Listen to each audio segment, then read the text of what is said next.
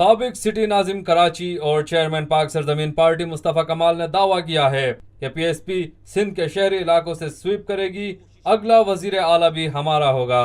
عام تاثر یہ ہے کہ ایم کیو ایم پاکستان کو 2013 میں ملنے والے ووٹ بانی قائد کے ہیں۔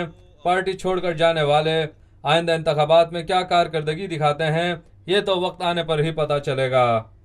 ایم کیو ایم پاکستان کے ایم پی انور رضا نے پی ایس پی میں شمولیت کا اعلان کر دیا ہے۔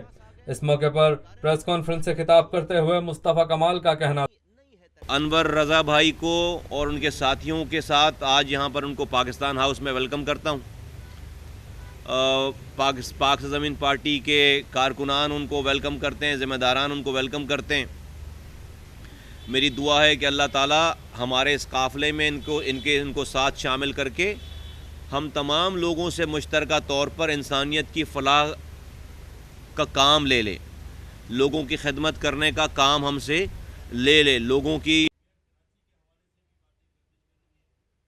یہ ہے خبر کا جہاں اور آپ دیکھ رہے ہیں TNN TV۔